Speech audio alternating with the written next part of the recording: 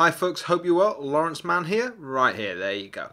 Right, so today I'm going to do another questions and answer video. I have my question all lined up, there you go, we'll get on with that in a second. So, as you can see right here, this is what we're going to be talking about. This is Adobe Photoshop on the Apple iPad Pro. But before we get into that, I want to address yesterday's video. And that was the Samsung Note 10. No, this isn't it. This is my Note 8. If you want to watch some videos on that, I have about 15 of them in a playlist. I also have videos on the Note 9 as well, from the Unpacked event last year. And some of that's relevant to what I've got to say about the video that I made yesterday. Now, some of you quite rightly commented about what I'm going to say here, which was, I made a video yesterday about the Note 10 being killed. And why do I think that Samsung have killed the Note 10? Well, some of you commented that Samsung don't actually normally announce the Note range until later on in the year, say August, September time. And yeah, that's true. But the reason I think the Note 10 is actually dead now is because they announced the the Galaxy X, and let's face it, last year during the Unpacked event in August-September time, we heard a rumor that came out of Samsung directly that said there will be no Galaxy Note 10. The Galaxy Note 9 was going to be the last Note phone, and that the Note X would be something entirely different. That was the rumour. So this year, during February's Unpacked event, what did we get? We got a Galaxy X phone that was something totally different. So it seems to confirm the rumour that we actually, that seems to confirm what we saw. That leads me to believe that yes, we will not get a Note this year. It just seems to be too, yeah. Anyway, so there is another reason as well. Normally with large companies like this, you don't have so many phones in your setup, in your line, that you'd keep something like the Note around. You know, you don't just keep producing all these different kinds of phones. You normally scrap something to make way for something new, especially an untested device like this, a first generation device like this that nobody else has, especially when it costs £2,000. This is your top of the line flagship phone that we're talking about. And especially when something like the Note is a bit of a bumpy road. Let's face it, the Note 7, wow, that didn't go well. The Note 8 was a resounding success, but the Note 9, in terms of sales, I don't think that did as well as the Note 8. So, as I said in my video yesterday, it wasn't official, it may not be dead, but I really do believe that Samsung have killed it off, given what we heard, what I put in my video in September last year. There was the rumour. So I really do believe they have killed it off. Now, I'm not one of these guys who puts videos out there purely for clickbait. I see my videos as a starting point for a conversation. I don't want you guys getting angry and just clicking the thumbs down button because, you hate what I say. If you disagree with me, then disagree with me in the comments. By all means. But consider this a two-way conversation. Just don't rage click that hate button. That's pointless. You don't do that with your friends where you're having a conversation. So, I wanted to address that point before I got on with this video. So there you go. If you haven't watched that video, go and watch that video. Go and watch the Note 9 Unpacked videos. I basically laughed my ass during those videos.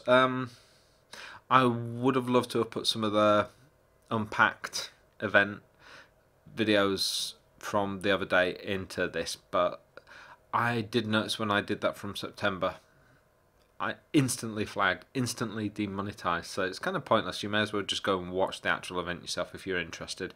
The folding phone, it's interesting. It looks like a good phone. The one thing I want to know is, can you actually use the stylus on that phone? They didn't say you couldn't. So, £2 for that phone, and it's the first generation, first phone of its kind like that. Well, it's not the first phone of its kind, but it's the first one from Samsung. So, while it's not worth it for me and I don't want it, if you could use the S Pen on it, then yeah, it definitely ups its value for digital artists like you and me. So that's all I want to say on that. Moving on to today's topic. Boom. Right, okay. Adobe Photoshop on the iPad Pro. This is an old topic, granted. I didn't make a video on this before. Why not? Because I'm not an owner of an iPad Pro. I stopped using Apple products about 2 years ago. Never been happier. I'm thinking of getting an iPad Pro. The reason I stopped using them was because I believe all devices should have pen and touch. My little boy, he's almost 4 now, but ever since he was 1, he knew that all devices should be touchscreen devices. Apple, for a long time, were considered devices for creative professionals. And for them not to go with pen and touch on everything just seems wrong. Seems like they're not taking care of creatives. You know, they did a great job on iPad Pros. They did a great job on the iPhones. They led the way in terms of touch for the iPhones and things like that. So why didn't they give it on the? Why didn't they give it to us on the MacBook Pros? Why didn't they give it to us on the all-in-one devices? It just seems wrong. It seems lazy. It seems small-minded. You know, like they were holding back. They didn't want to give you it on the iMac because they thought if they gave you it on that, then you wouldn't buy an iPad Pro as well. And that's fundamentally why I stopped using them. I think at the end of the day, when I saw the touch bar on the MacBook Pro, I laughed. I laughed really hard because fundamentally I thought, they're giving you this as kind of a halfway house. Well, we don't want to give you touch on the MacBook Pro, but we'll give you this kind of touch bar. So you kind of feel like you might have touch a bit. I was like, I'm out of here. That's me done with Apple now. And as well on the iPhone, you've got a phone that does 4K, but you don't have an SD card slot, so you can't record enough 4K video. I mean, they say you've got the cloud, but what happens if you go to a different country on holiday or on business? You don't have the ability to upload to the cloud, so that means you can only record so much video. Then just grab an Android phone instead, or you end up with some little really expensive little dongle thing all the time, and oh my god, pointless. Just give us an SD card slot. And it's also, they can sell you the upgraded phone with the extra RAM in it, and even then, no. And I thought, what I really want is a phone with a stylus. Again, all going back to the Samsung Note. And using it now, I'm going to read the question for today's video. So, today's question. Subscriber Eric Payne asks, Adobe is releasing full Android cloud suite on iPad this year. Do you think it will be free if you have a subscription already, or do you think it will be a separate cost? Also, do you think it will come over to Android devices, fingers crossed, like the Tab S4 or the Note series with the S Pen? What are your general thoughts on this? Glad to see your videos coming out, by the way. Need some more Note speed paintings, lol. My mum used to call me lol. Ha ha ha. Right, okay, firstly, full Adobe suite. I've got friends in Adobe. I've even done a bit of consulting work for Adobe, and I can flatly tell you, Eric, sorry old pal, no, this isn't going to be full Photoshop. This isn't going to be full Creative Suite. I keep my eyes mainly on Photoshop rather than the rest of the applications, apps. There are differences between an app and an application. I refer to an app as being what you get on a phone and a tablet, rather than an application, which is the full thing, like Photoshop and Painter, etc., etc. An app is, you know, the smaller thing that doesn't run on a computer. Right, so what you're getting is going to be a much more cut down version. So, you know, if what we're looking at is the difference. I mean, you can clearly see here, this is Photoshop, the app, and you can see here, look at the difference here. This is Photoshop on the iPad. It's got a PSD open, and it opens it, and there's layers and everything. But you know, and this is the newer, more complex shot of it, with the layers expanded, and they've done a great job, quite frankly. They really have. I don't know if this is, this might not be, no, this isn't it. No, this isn't it.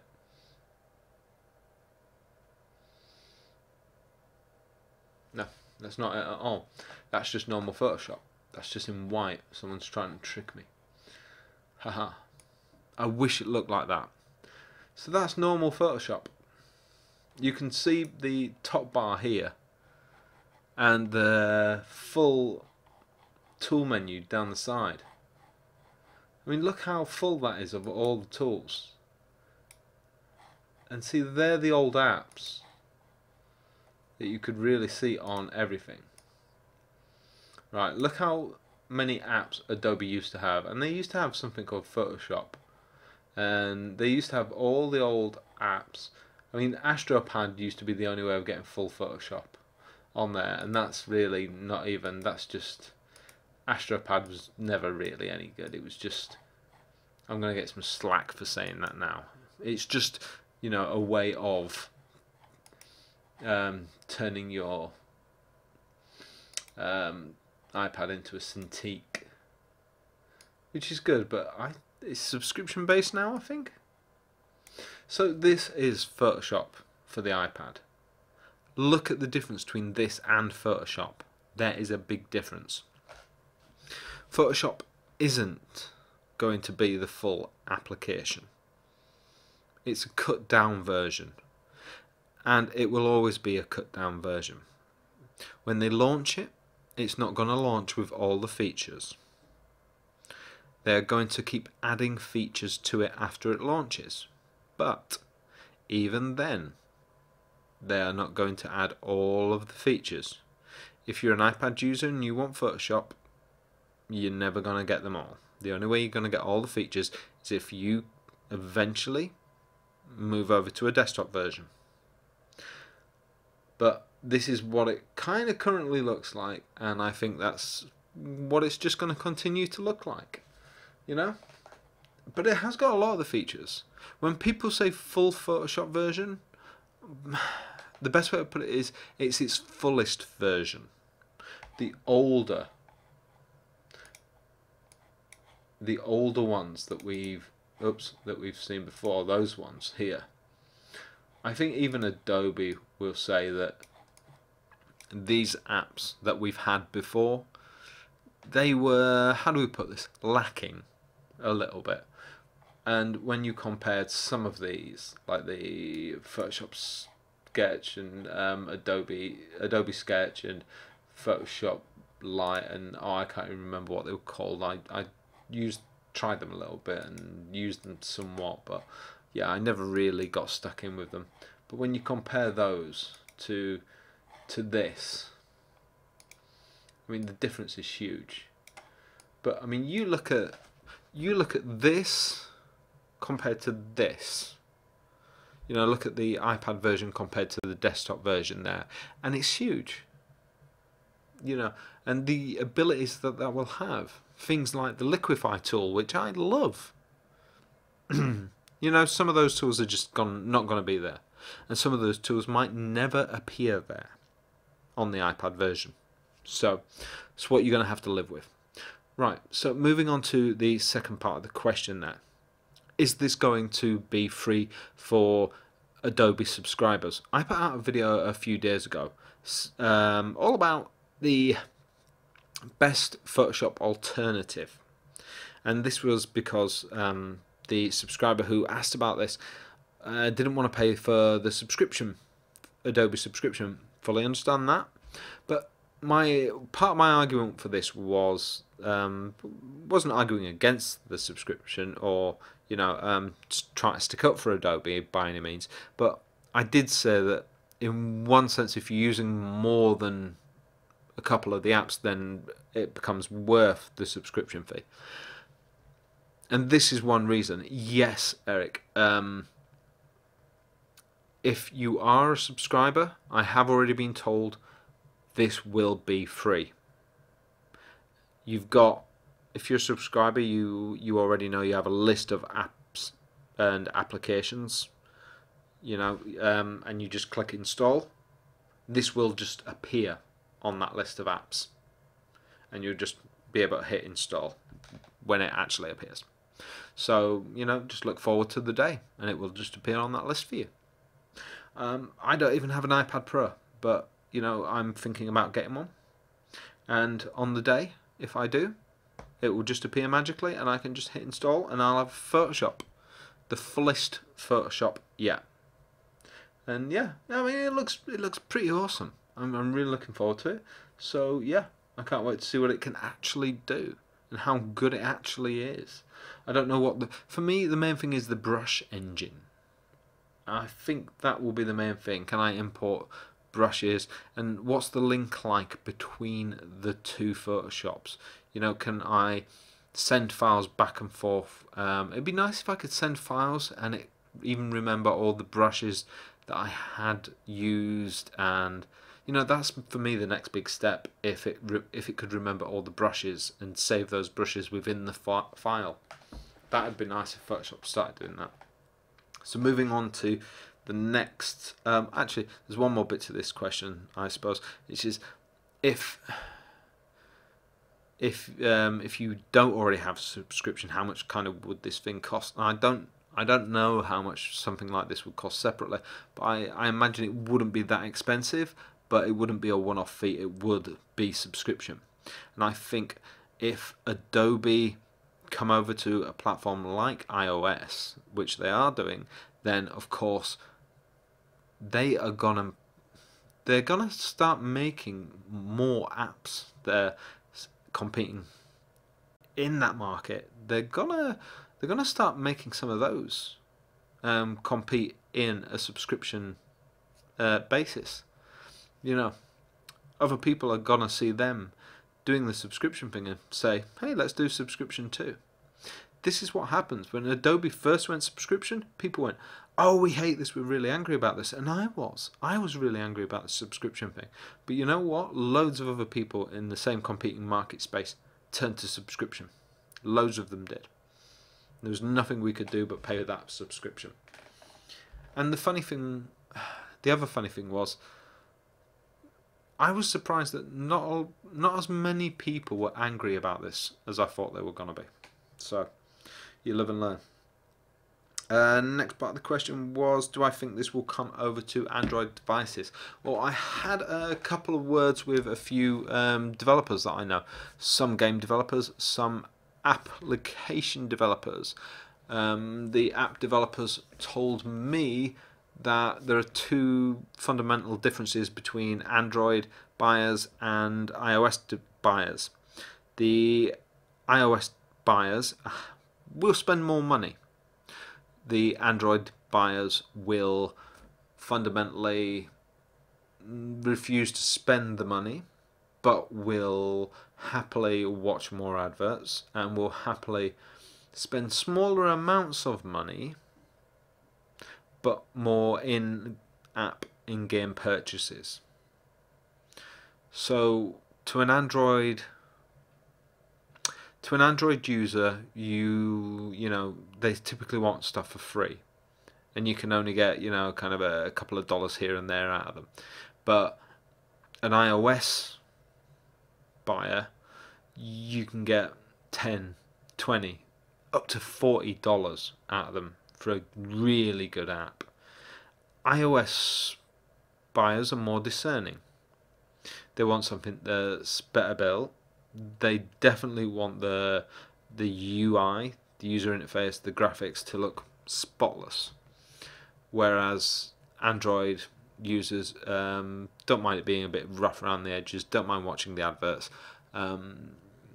They often don't mind using a couple of different apps to do something, whereas iOS users, you know, want a kind of an all-in-one app.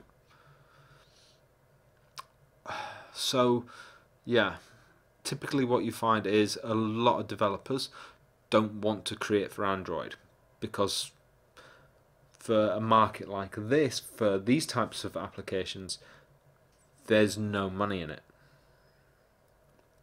For things like games, yes, because of the in-app purchases, because the adverts, fine, games are fine. But for something like this, iOS all the way, but not Android. This is just what I'm hearing from speaking to certain developers. I haven't done tons of research though, so it might just be the people I'm speaking to. If you think you know better on this subject, I'd love to hear it below. Moving on to the next subject, but that's why I think that it won't move over to Android. That's just from speaking to a couple of people. It would be nice to see it on the Note, but then again, I think the best way to do it would just be to grab a Windows tablet and use the full Windows version.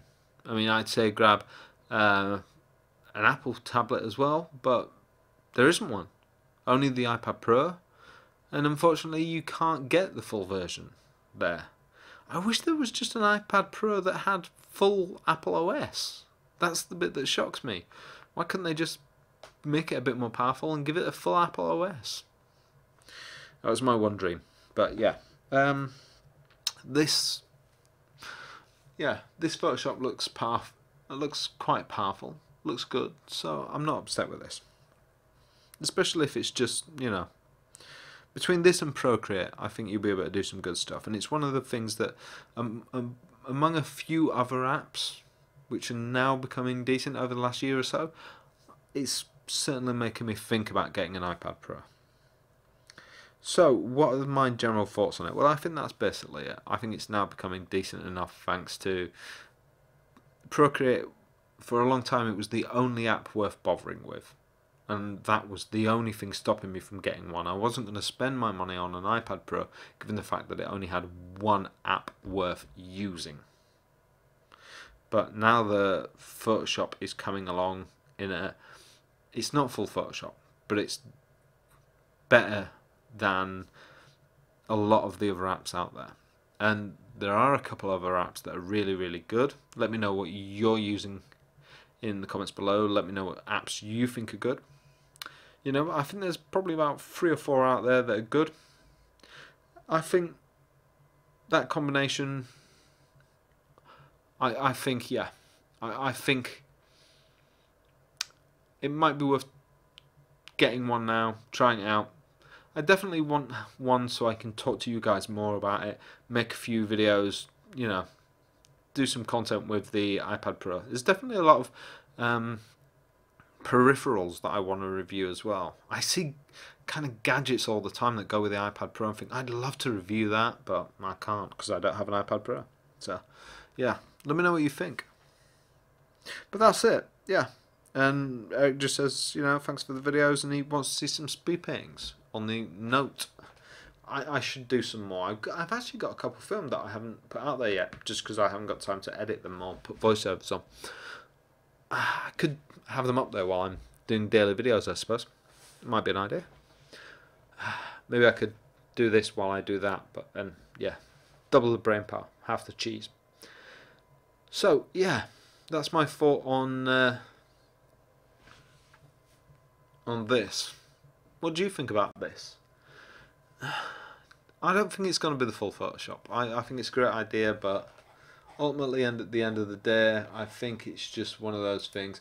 I think there's been too many overzealous YouTubers out there who've been wandering around saying that you're getting the full Photoshop and you're blatantly not. It's not going to be as bad as this. That old-fashioned, old-timey app that obviously is nothing but a bunch of bad filters that you can do better at in, you know, Instagram now. So don't worry. But you're not getting this with full, you know, this is the trouble. People are mocking up stuff like this where it shows you the full toolbar. And look, there's a layer palette and a brush palette over here and everything like that.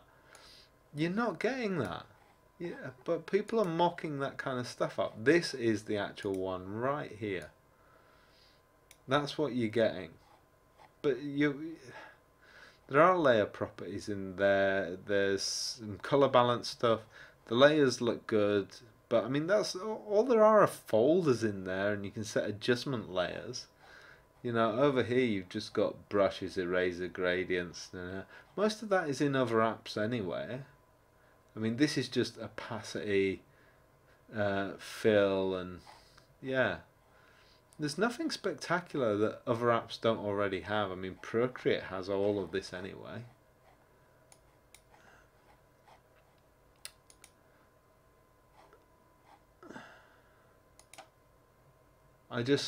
Yeah. See, look, here's another one where somebody has just gone, oh, I'll quickly just Photoshop in Photoshop to an iPad. See, that's the desktop version. And someone's just dropped that on to make out as if, oh yeah, we're getting the full thing. And that's the trouble. Too many overzealous bloggers and YouTubers trying to pitch you the fact that we're getting the full thing. And I think that's pretty disrespectful to you guys, and I think it's clickbaity. And this isn't just the small YouTubers. This is some major large-scale tech vloggers and bloggers. You know, some big name guys who are doing this. So, I mean, look at that. That's just scummy. And whoever did this is cut straight through their hand as well. Look at that. How can you do this? Like something went wrong with Creative Cloud. Yeah, it cut through this lady's hand. Oh dear. There you go. What can you say?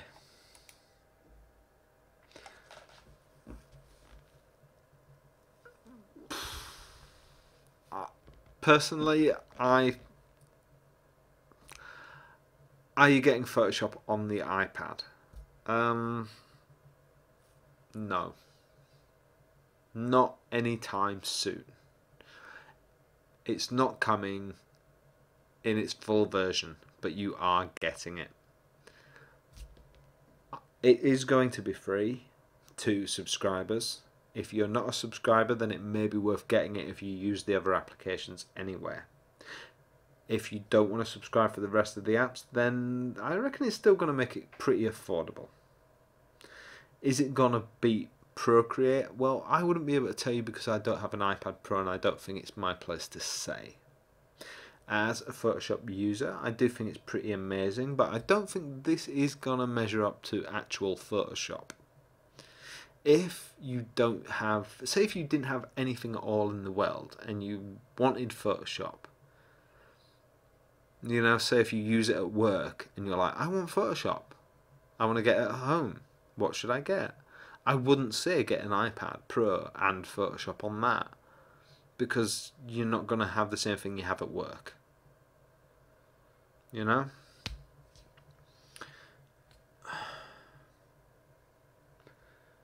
I mean, look at that. That just makes it look like, you know, that is Adobe Creative Cloud Photoshop CC, and that is not what you're getting. What you're going to get is iPad Pro Photoshop. there are two different products. Don't get me wrong, I think both are going to be cool. Let me know what you think in the comments below. Thanks for watching. Have a wonderful day. Remember to hit subscribe. Do me the biggest favour in the world. Share this video. Hit like, and yeah. I always try my best to answer every single comment.